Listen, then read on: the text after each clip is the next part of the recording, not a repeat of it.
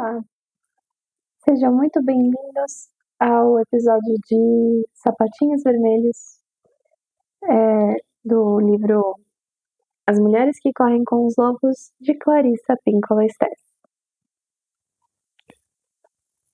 Era uma vez uma pobre órfã que não tinha sapatos. Essa criança guardava os trapos que pudesse encontrar e, com o tempo, conseguiu costurar um par de sapatos vermelhos. Eles eram grosseiros, mas ela os adorava. Eles faziam com que ela se sentisse rica, apesar de ela passar seus dias procurando alimento nos bosques espinhosos até muito depois de escurecer. Um dia, porém, quando ela vinha caminhando com dificuldade pela estrada, maltrapilha e com seus sapatos vermelhos, uma carruagem dourada parou ao seu lado. Dentro dela havia uma senhora de idade que lhe disse que ia levá-la para casa e tratá-la como se fosse sua própria filhinha. E assim, lá foram elas para a casa da rica senhora. E o cabelo da menina foi lavado e penteado. Deram-lhe roupas debaixo de um branco puríssimo, um belo vestido de lã, meias brancas e reluzentes sapatos pretos. Quando a menina perguntou pelas roupas velhas, e em especial pelos sapatos vermelhos, a senhora disse que as roupas estavam tão imundas e os sapatos eram tão ridículos que ela os jogara no fogo, onde se reduziram a cinzas. A menina ficou muito triste, pois, mesmo com toda a fortuna que o cercava, os modestos sapatos vermelhos, feitos por suas próprias mãos, haviam lhe dado uma felicidade imensa. Agora ela era obrigada a ficar sentada quieta o tempo todo, a caminhar sem saltitar e a não falar, a não ser que lhe falassem com ela. Mas uma chama secreta começou a arder no seu coração e ela continuou a suspirar pelos seus velhos sapatos vermelhos mais do que por qualquer outra coisa. Como a menina tinha idade suficiente para ser crismada no dia do sacramento, a senhora levou-a a um velho sapateiro aleijado para que ele fizesse um par de sapatos especiais para a ocasião. Na vitrina do sapateiro havia um par de lindíssimos sapatos vermelhos do melhor couro. Eles praticamente refulgiam, pois, apesar de sapatos vermelhos serem escandalosos para se ir à igreja, a menina, que só sabia decidir com seu coração faminto, escolheu os sapatos vermelhos. A vista da senhora era tão fraca que ela, sem perceber a cor dos sapatos, pagou por eles. O velho sapateiro piscou para a menina e embrulhou os sapatos. No dia seguinte, os membros da congregação ficaram alvoroçados com os sapatos da menina. Os sapatos vermelhos brilhavam como maçãs polidas, como corações, como ameixas tingidas de vermelho. Todos olhavam carrancudos, até os ícones na parede. Até as estátuas não tiravam os olhos reprovadores dos sapatos. A menina, no entanto, gostava cada vez mais deles. Por isso, quando o bispo começou a salmodiar, o coro a cantarolar, o órgão a soar, a menina não achou que nada disso fosse mais belo do que seus sapatos vermelhos. Antes do final do dia, a velha senhora já estava informada dos sapatos vermelhos da sua protegida. Nunca, nunca mais use esses sapatos vermelhos, ameaçou a velha. No dia seguinte, porém, a menina não conseguiu de preferir os sapatos vermelhos aos pretos, e ela e a velha senhora caminharam até a igreja como de costume. À porta do templo estava um velho soldado com um braço numa tipóia. Ele usava uma jaqueta curta e tinha barba ruiva. Ele fez uma mesura e pediu permissão para tirar o pó dos sapatos da menina. Ela estendeu o pé e ele tamborilou nas solas dos sapatos uma musiquinha compassada que lhe deu cócegas nas solas dos pés. Lembre-se de ficar para o baile, disse ele, sorrindo e piscando um olho para ela. Mais uma vez, todos lançaram olhares reprovadores para os sapatos vermelhos da menina. Ela, no entanto, adorava tanto esses sapatos que brilhavam como carmim, como framboesas, como romãs, que não conseguia pensar em mais nada, que não prestou atenção no culto. Estava tão ocupada virando os pés para lá e para cá para admirar os sapatos que se esqueceu de cantar. Que belas sapatilhas! Exclamou o soldado ferido quando ela e a velha senhora saíam da igreja. Essas palavras fizeram a menina dar uns rodopios ali mesmo. No entanto, depois que seus pés começaram a se movimentar, eles não queriam mais parar, e ela atravessou dançando os canteiros e dobrou a esquina da igreja até dar a impressão de ter perdido totalmente o controle de si mesma. Ela dançou uma gavota, depois uma quizardás e saiu valsando pelos campos do outro lado da estrada. O cocheiro da velha senhora saltou do seu banco e correu atrás da menina. Ele a segurou e a trouxe de volta para a carruagem, mas os pés da menina, nos sapatos vermelhos, continuavam a dançar no ar como se estivessem no chão. A velha senhora e o cocheiro começaram a puxar e a forçar, na tentativa de arrancar os sapatos dos pés da menina. Foi um horror. Só se viam chapéus caídos e pernas que escoiciavam, mas afinal os pés da menina se acalmaram. De volta a casa, a velha senhora enfiou os sapatos vermelhos no alto de uma prateleira e avisou a menina para nunca mais calçá-los. No entanto, a menina não conseguia deixar de olhar para eles e ansiar por eles. Para ela, eles eram o que havia de mais lindo no planeta. Não muito tempo depois, o destino quis que a velha senhora caísse de cama, e assim que os médicos saíram, a menina entrou sorrateira no quarto onde eram guardados os sapatos vermelhos. Ela os contemplou lá no alto da prateleira. Seu olhar tornou-se fixo e provocou nela um desejo tão forte que a menina tirou os sapatos da prateleira e os calçou, na crença de que eles não lhe fariam mal algum. Só que, no instante em que eles tocaram seus calcanhares e seus dedos, ela foi dominada pelo impulso de dançar. E saiu dançando porta fora e escada abaixo, primeiro uma gavota, depois uma quizardás, e em seguida giros arrojados de valsa em rápida sucessão. A menina estava num momento de glória e não percebeu que enfrentava dificuldades até que teve vontade de dançar para a esquerda e os sapatos insistiram em dançar para a direita. Quando ela queria dançar em círculos, os sapatos teimavam em seguir em linha reta. E como eram os sapatos que comandavam a menina, em vez do contrário, eles a fizeram dançar estrada abaixo, atravessar os campos enlameados e penetrar na floresta soturna e sombria. Ali, encostado numa árvore, estava um velho soldado da barba ruiva, com um braço na tipóia e usando sua jaqueta curta. Puxa, disse ele, que belas sapatilhas! Apavorada, a menina tentou tirar os sapatos, mas, por mais que puxasse, eles continuavam firmes. Ela saltava primeiro num pé, depois no outro, para tirá-los, mas o pé que estava no chão continuava dançando assim mesmo e o outro pé na sua mão também fazia seu papel da dança. E assim ela dançava e dançava sem parar. Por sobre os montes mais altos e pelos vales afora, na chuva, na neve e ao sol, ela dançava.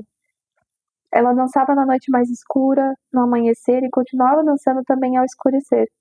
Só que não era uma dança agradável, era terrível. E não havia descanso para a menina. Ela entrou no adro de uma igreja e ali um espírito guardião não quis permitir que ela entrasse. Você irá dançar com esses sapatos vermelhos, proclamou o espírito, até que fique com uma alma penada, como um fantasma, até que sua pele pareça suspensa dos ossos, até que não sobre nada de você a não ser entranhas dançando. Você irá dançar de porta em porta por todas as aldeias e baterá 3 vezes a cada porta. E quando as pessoas espiarem quem é, verão que é você e temerão que seu destino se abata sobre elas. Dancem, sapatos vermelhos. Vocês devem dançar. A menina implorou misericórdia, mas, antes que pudesse continuar a suplicar, os sapatos vermelhos a levaram embora. Ela dançou por cima das urzes, através dos riachos, por cima de cercas vivas, sem parar. Ainda dançava quando voltou à antiga casa e viu pessoas de luto.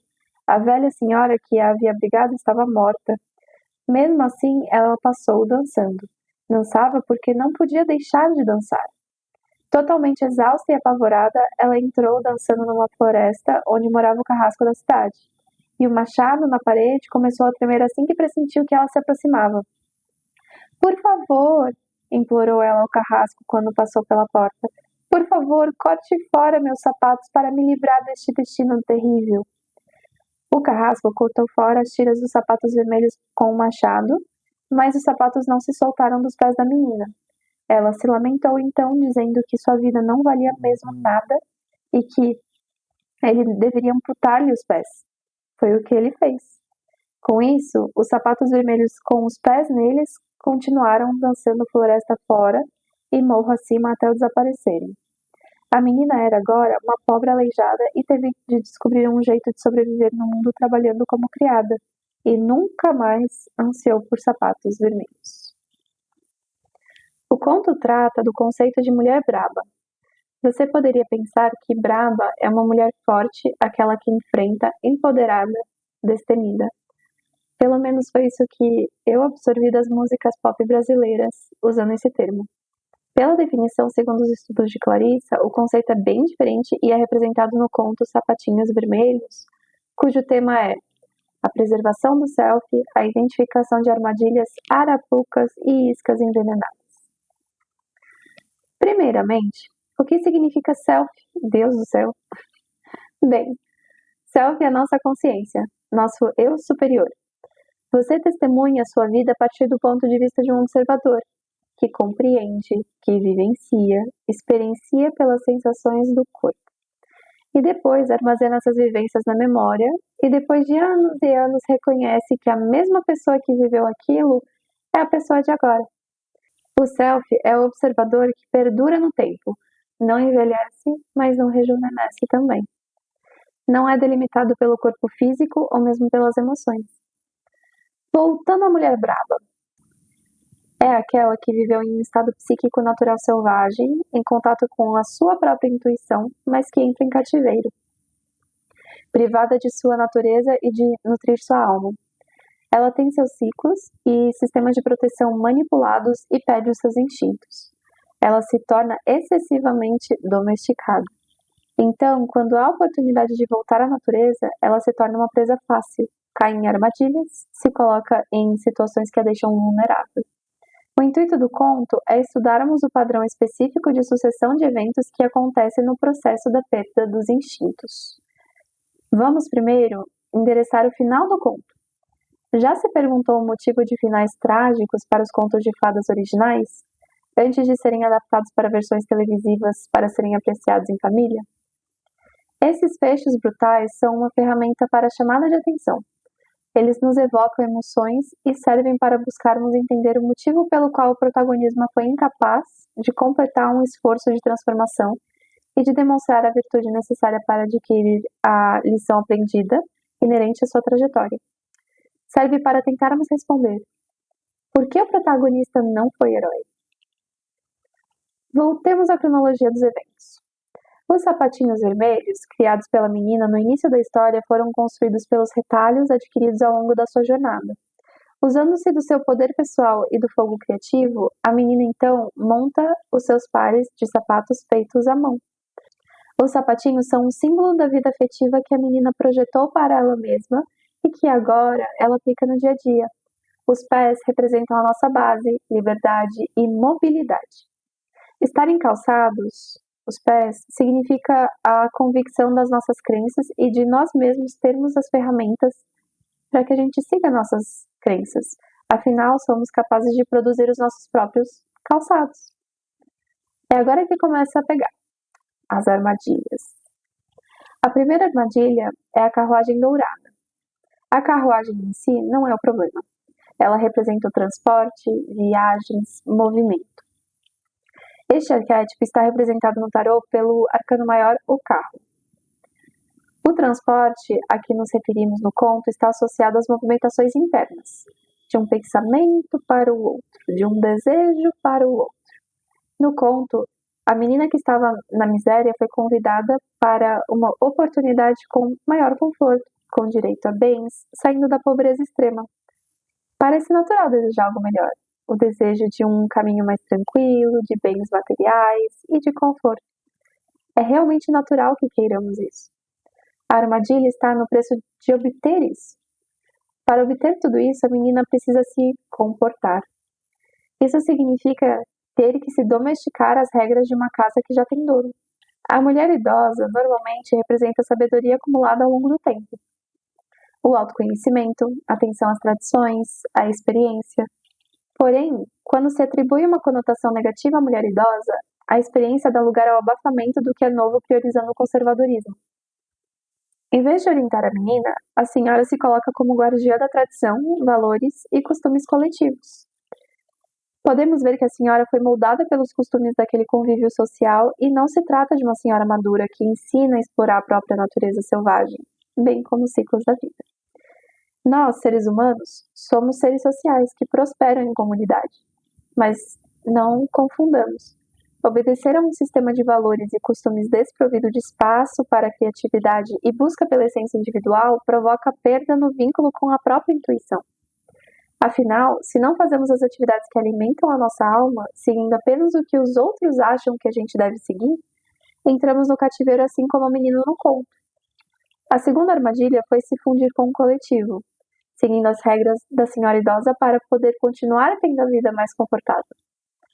Quando acontece a queima dos preciosos sapatinhos vermelhos feitos à mão, a menina cai na terceira armadilha. Quando se reduz a cinzas o que representava o poder criativo da menina, ela deixa de alimentar e nutrir a sua alma. No seu inconsciente, o desejo pelos sapatos vermelhos, pela alegria que eles a proporcionavam, passa a crescer internamente. A menina passa a viver no estado de hambre del alma, ou fome da alma. Essa fome é insaciável, arde e busca por qualquer coisa que pareça semelhante ao tesouro original, que a faça se sentir viva novamente. Depois da privação do alimento da alma, conseguimos compreender melhor a mulher que se rende aos excessos. Isso porque, quando estamos com fome, estamos suscetíveis a aceitar o que aparecer. E o medo do cárcere, de novo, quando temos a sensação de liberdade, nos impele a cometer excessos para aproveitarmos o tempo que temos. Vale-se dizer que os excessos podem ser diversos: álcool, comida, drogas, promiscuidade, assim como podem ser excessos em exercícios físicos, estudos, espiritualidade e outros hábitos saudáveis. Hoje vivemos em uma sociedade com acesso fácil e rápido às informações, momento que prepondera a ansiedade e a depressão. Vivemos a romantização da hipereficiência, da superprodutividade, da busca pela saúde. Uma boa reflexão para fazermos é: até que ponto estou vivendo de forma saudável ou se estou vivendo excessos saudáveis porque minha alma sente fome? A quarta armadilha no conto é retratada quando a menina insiste em ficar sob a guarda da senhora, mesmo ela impondo suas regras que inibem a menina de se portar de qualquer forma que a senhora julgue incorreta. Ocorre, então, o excesso da domesticação, que seria o equivalente a permanecer em cativeiro sem perceber que nos deixa desorientadas, direcionando para a desesperança de se sentir nutrida. Uma vez que, ao seguir as regras do cativeiro, não se alimenta a própria alma. Após a queima dos sapatos originais, a menina que frequenta a igreja junto com a senhora precisa de sapatos novos. Como a senhora não conseguia enxergar direito, a menina se aproveitou disso e fez passar a compra dos estranhos sapatos vermelhos que se assemelham aos originais. Em termos psicológicos, quando reprimimos nossos sentimentos e desejos, é como se estivéssemos tentando jogá-los para debaixo do tapete, ou para a sombra do nosso inconsciente. Inevitavelmente, a sombra age sem que a gente veja, e quando menos esperamos, ela aparece em impulsos e reações automáticas no nosso comportamento. O ideal é lançarmos luz aos poucos sobre os aspectos sombrios da nossa psique para conhecê-los, para que a gente se relacione com eles, negociando, reduzindo a chance dessas explosões inesperadas. Nem sempre o que jogamos para o fundo da nossa sombra são coisas ruins. Podem ser padrões de comportamento ensinados para nós ao longo da nossa criação, por exemplo. A quinta armadilha é, portanto, a tentativa de ocultar essa vida secreta. Na página 275, tem uma passagem que parece um tapa na cara da psicóloga na sessão de terapia. Abre aspas. Uma psicologia abrangente deve incluir não só o corpo, a mente e o espírito, mas também, e de modo idêntico, a cultura e o ambiente. A partir dessa perspectiva, é preciso que perguntemos a cada estágio como acabou acontecendo que qualquer mulher específica tenha a sensação de precisar ser servil, retrair-se, humilhar-se e implorar por uma vida que, para começo de conversa, já lhe pertence. Fecha aspas. Doeu, né? A menina calça os seus sapatos vermelhos e vai à igreja, onde é repreendida, denunciada e desprezada pela comunidade. Os sapatos são retirados, mas diante da negativa da sedução, que se assemelha ao original, a menina cai na sexta armadilha de recuo diante do coletivo, o que resulta na rebelião intrapsíquica na sombra. O coletivo inspira e reforça sua fome interna. Ocorre então uma punição por ter usado sapatinhos vermelhos, que são colocados no alto, mas fora do alcance da menina. Ela tentou viver sem o alimento da sua alma, que seriam os sapatinhos originais feitos à mão, não funcionou. Ela tentou viver uma vida dupla, driblando o uso dos sapatinhos novos, mesmo não sendo aprováveis perante o coletivo, e também não funcionou.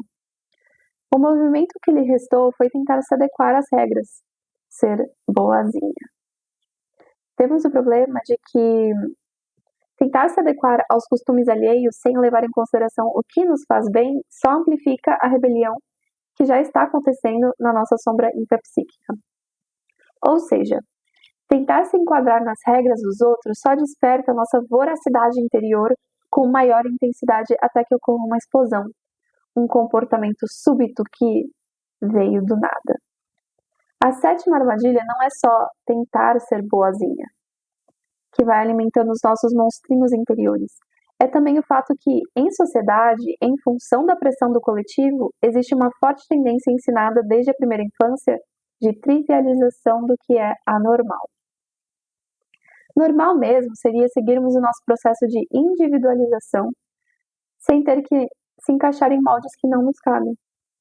Trivialização do anormal é o ato de normalizarmos a violência, seja ela de qual fonte for, se é na rua, no trabalho ou em qualquer outro âmbito da nossa vida. Trivialização do anormal é a gente se adaptar a essa violência e deixar de ser quem a gente gostaria de se tornar. Quando normalizamos o que nos é prejudicial, perdemos o poder de reação, de luta e de fuga. O grande insight que se tem da análise da Clarissa para esta sétima armadilha é internalizarmos que entendermos os problemas e os gatilhos do nosso contexto não dissolvem as nossas questões internas. Ao mesmo tempo, se conseguirmos trabalhar alguma questão interna, não exclui o fato de que externamente ainda podem acontecer os mesmos problemas. É de explodir a cabeça, né? A grande diferença é que estaremos munidas para não reagirmos automaticamente aos eventos externos. Esses eventos externos não serão anulados só porque a gente conseguiu trabalhar as nossas questões internas. Mas a gente consegue agir de maneira consciente com as ferramentas de autoconhecimento em mãos. A senhora, que era para ser a guardiã da menina, tinha a visão prejudicada, não se atentou ao que vinha acontecendo e acabou falecendo. Podemos entender essa sucessão de eventos como a desvinculação completa entre a intuição e a análise crítica. É então nesse contexto que a menina calça pela última vez os sapatinhos vermelhos e começa sua última dança. É nesse momento que se perde completamente o controle para os vícios ou dependência compensatória dos excessos na tentativa falha de alimentar a fome da alma. É neste momento que se perde a capacidade de discernimento na tentativa de que o prazer nos complete. Vamos repetir essa frase que ela é maravilhosa. É neste momento que se perde a capacidade de discernimento na tentativa de que o prazer nos complete. A oitava armadilha é tentar ficar. Quando os sapatos são arrancados à força, assim como qualquer outro vício, ocorre a dor da abstinência. Sofremos porque nos identificávamos com os sapatinhos. Eles eram tudo o que a menina queria. Mas na realidade, ela nunca realmente precisou deles. O que ela sempre quis, para início de conversa, eram os sapatinhos que ela mesma criou com os retalhos que ela organizou. Ao final do conto, entramos em um estado de questionamento sobre como poderia ter sido diferente. É importante realmente entender as armadilhas para identificá-las no seu contexto. Mas e se você se encontra com o pé arrancado pelo carrasco? O que acontece? Bom, você virou uma mulher braba, levando o tempo necessário para se curar e seguir em frente. Quando a mulher se esforça para combater os próprios demônios, é uma guerra valiosa. Este é o retorno do céu. Ele dói e leva tempo. É cura. Tem uma passagem no livro, na página 252, que resume muito bem o aprendizado deste conto. Abre aspas. A verdade psicológica na história dos sapatinhos vermelhos é a de que a vida expressiva da mulher pode ser sondada, ameaçada, roubada ou seduzida, a não ser que ela se mantenha fiel à sua alegria básica e ao seu valor selvagem, ou que os resgate. A história chama nossa atenção para armadilhas e venenos com os quais nos envolvemos com excessiva facilidade quando estamos sem a proteção da alma selvagem. Sem uma firme participação da natureza selvagem, a mulher definha e cai numa obsessão pelo que a faça se sentir melhor, pelo que a deixe em paz ou por qualquer um que a ame. Fecha aspas. Essa também vai para terapia. Hein? Apenas um amigável lembrete, agora que estamos chegando ao fim, de que, assim como esse conto faz parte de uma coletânea de contos no livro da Clarissa, que tem 1 zilhão de páginas e 1 zilhão de contos, nós não somos apenas um episódio. Somos uma biblioteca inteira, cheia de livros e capítulos. Seremos prólogos escritos posteriormente. Somos epílogos do que podemos ser. Sempre podemos contar com o próximo capítulo no qual teremos a oportunidade de acertar e de moldar a vida de um jeito que seja mais coerente com quem queremos ser. Bom, este foi o conto dos Sapatinhos Vermelhos e vejo vocês na próxima.